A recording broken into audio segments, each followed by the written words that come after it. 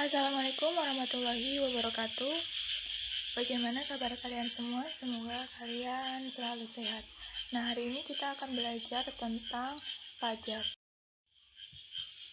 Apa sih itu pajak?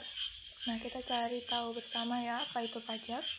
Pajak itu merupakan iuran wajib yang dipungut dari warga negara maupun badan usaha secara sadar yang bersifat memaksa dan diatur oleh undang-undang. Imbalan tidak diberikan secara langsung kepada rakyat dan digunakan untuk kemakmuran rakyat. Maksudnya apa sih itu? Jadi, pajak itu merupakan iuran wajib harus dibayar oleh warga negara Indonesia ataupun badan usaha yang nantinya itu akan dikembalikan lagi kepada rakyat untuk kemakmuran rakyat, seperti untuk pembangunan fasilitas-fasilitas umum, pembangunan jembatan, seperti itu, pembangunan jalan, sehingga kemakmuran rakyat Indonesia bisa meningkat. Kemudian selanjutnya kita akan membahas tentang unsur-unsur pajak. Nah, unsur pajak yang pertama yaitu subjek pajak. Subjek pajak itu adalah pelaku yang membayar pajak, baik itu perseorangan maupun badan usaha. Kemudian objek pajak. Objek pajak ini adalah sesuatu yang dikenakan pajak. Jadi bendanya yang harus dibayar pajaknya oleh subjek pajak ini. Misalkan seseorang memiliki tanah, maka dia harus membayar pajak bumi dan bangunan. Tarif pajak. Nah, tarif pajak ini ada beberapa jenis. Yang pertama ada tarif pajak progresif, kemudian ada tarif pajak regresif, dan tarif pajak tetap, dan juga tarif pajak proporsional. Kalau tarif pajak progresif, ketika nilai objek pajaknya itu meningkat, maka pajak yang harus dibayar juga meningkat. Sedangkan kalau tarif pajak regresif ini adalah kebalikan dari tarif pajak progresif. Jadi kalau nilai objek pajaknya itu menurun, maka pajak yang harus dibayarkan juga menurun. Kemudian kalau tarif pajak tetap ini sudah ditetapkan pajaknya dalam nilai rupiah tertentu, misalkan 1 juta. Jadi membayar pajaknya harus 1 juta dan tetap 1 juta terus, tidak ada peningkatan atau penurunan. Dan kalau tarif pajak proporsional ini sudah ada presentasi terkait dengan besar pajak yang harus dibayar oleh subjek pajak. Biasanya itu pada pajak pertambahan nilai, yakni misalkan sudah ditetapkan 10%, maka pembayaran pajaknya akan tetap 10% berapapun nilai objek pajak dari subjek pajak tersebut. Selanjutnya kita akan membahas tentang fungsi pajak. Fungsi pajak itu apa saja sih? Jadi yang pertama, fungsi pajak itu adalah terkait dengan fungsi anggaran, bahwa pajak itu merupakan pendapatan terbesar dari negara, sehingga pajak itu memiliki fungsi dalam sisi anggaran negara. Dan fungsi pengaturan. Fungsi pengaturan ini terkait dengan pengaturan-pengaturan dalam kegiatan ekonomi.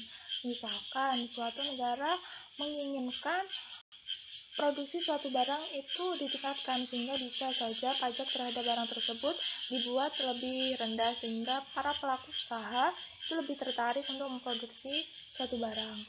Kemudian fungsi stabilisasi. Fungsi stabilisasi ini terkait dengan pengendalian peredaran uang yang ada di dalam masyarakat.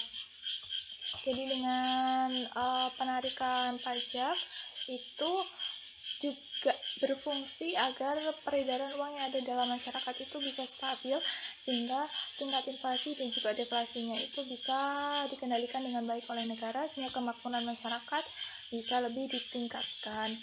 Kemudian fungsi redistribusi pendapatan ini terkait dengan pendistribusian pendapatan dalam masyarakat, sehingga terjadi pemerataan pendapatan dan tidak terjadi kesenjangan sosial, sehingga tingkat kemiskinan itu bisa diturunkan.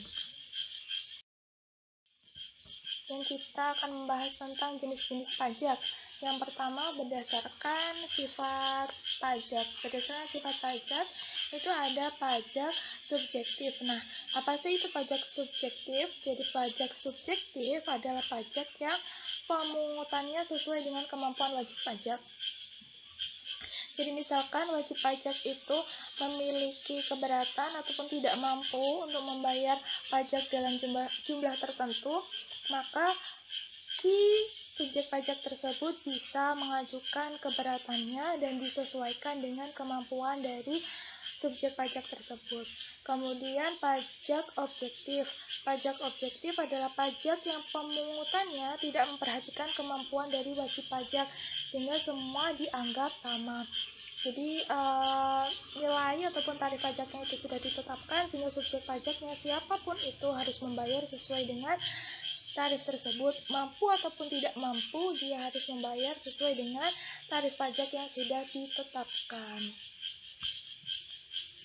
Selanjutnya, berdasarkan golongan, itu ada pajak langsung dan pajak tidak langsung.